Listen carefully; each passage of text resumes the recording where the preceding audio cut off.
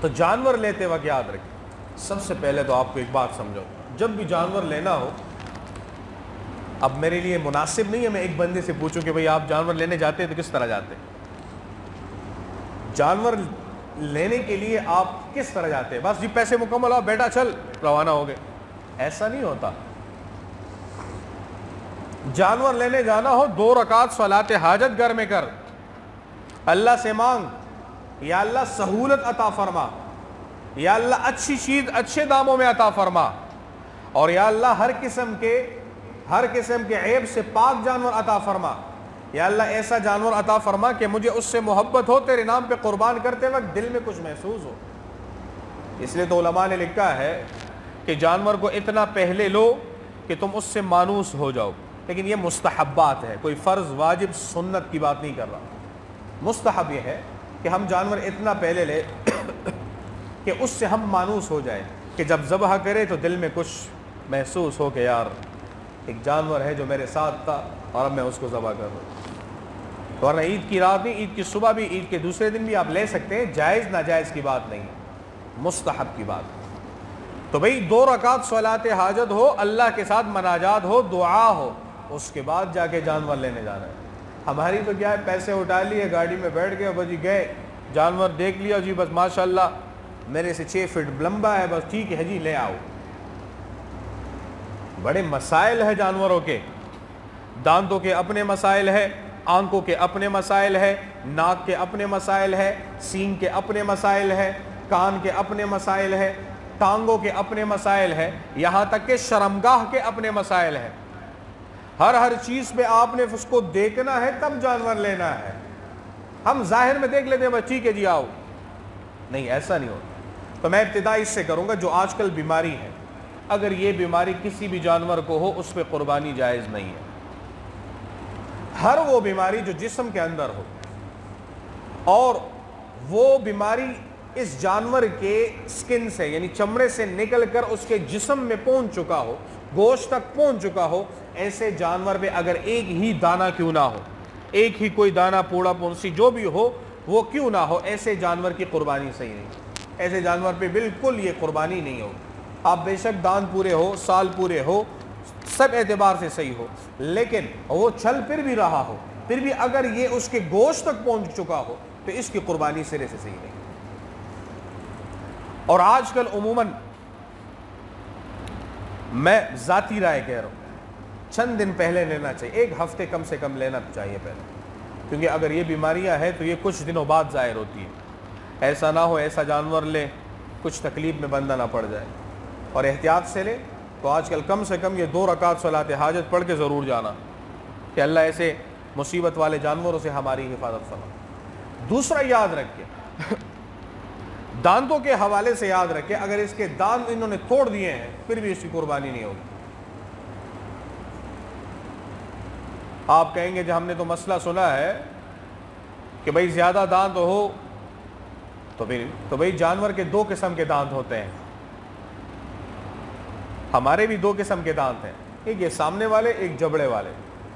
جانور کے جبڑے والے دانت کانے کے ہوتے ہیں، اور یہ سامنے والے دانت جو ہیں یہ پہچان کے کہ بھئی یہ سال ہے، 2 سال ہے، 3 سال ہے، کتنا ہے۔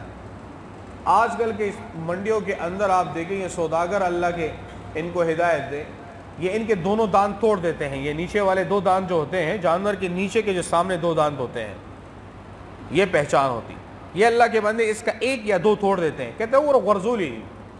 کوئی بھی جانور آپ کو ایسا ملے یہ مشتبہ جانور ہے، اس جانور کو بالکل آپ نہ لیں، وہ آپ کو دھوکہ کرنے کے لیے اللہ کے بندے اس کو توڑ دیتے ہیں، اور آپ کو اس میں علامات بھی نظر آئیں گے، پتہ لگ جاتا ہے نا، زور سے توڑا جاتا ہے تاکہ لوگوں کو دھوکہ کر کے اس کو قربانی کے نام پر بھیجا جا سکے۔ تو ایسے جانور یہ مشتبہ جانور ہے، اس کو بالکل آپ قربانی میں نہ۔ ہاں یہ جانور ہے اس کا 1 دانت پورا نکلا ہے، دوسرا دانت گرا ہوا ہے، اس میں قربانی جائز ہے، یہ 2 سال کا پورا ہے۔ اسی طرح یاد رکھیں، اگر کوئی جانور ایسا ہے اندھا ہے، اس اندھے جانور کی قربانی نہیں ہوگی۔ اب اندھے جانور کی پہچان کیا ہے؟ جب بھی جانور لے تو کوئی چارہ مارا تو کہہ رہا ہوگا تو آپ تھوڑا سا ہاتھ اشارے سے وہ اندازہ ہو جاتا ہے۔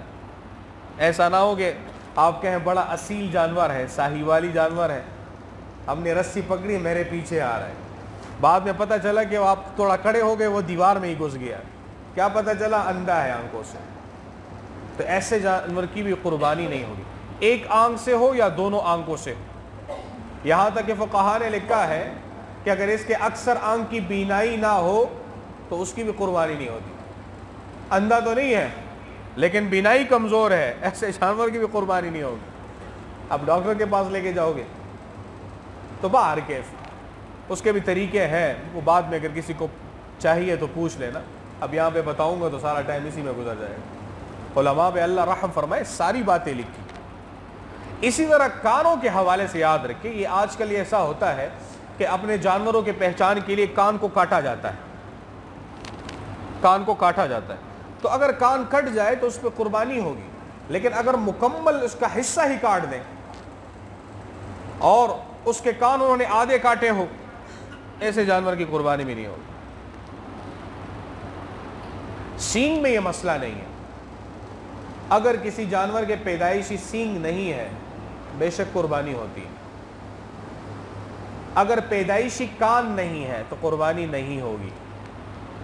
سینگ پہ ہے مسئلہ کہ ہوگی، لیکن اگر کان نہیں ہے پیدائشی، بعض جانوروں کے کان بڑے چھوٹے ہوتے ہیں لیکن ہے تو قربانی ہوگی اس کی.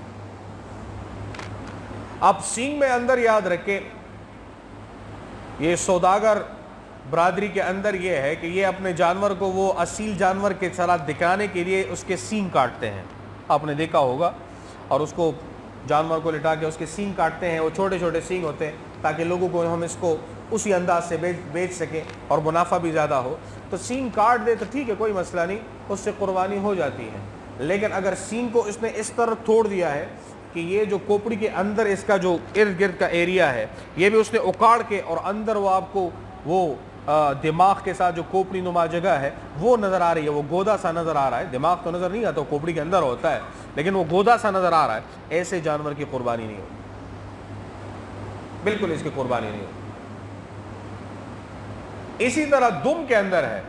دم یاد رکھیں، پچھلے سال تک ایک بندے نے مجھے کہا کہ ہم لائے تھے جانور کو، بعد میں ہمیں پتہ چلا کہ وہ یہ جھوٹا بینسا جو ہوتا ہے، کہتے بعد میں ہمیں پتہ چلا انہوں نے اس کے ساتھ ٹانکے کے ساتھ دم لگائی ہوئی تھی پوری. پھر ہم نے اس کا اندازہ کیا تو میں نے کہا قربانی تو ہو گئی ہے، آئندہ احتیاط کرنا.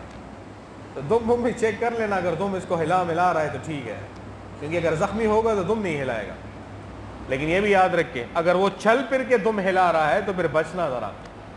اگر 10 روپے کا بھی دینا پھر مت لینا.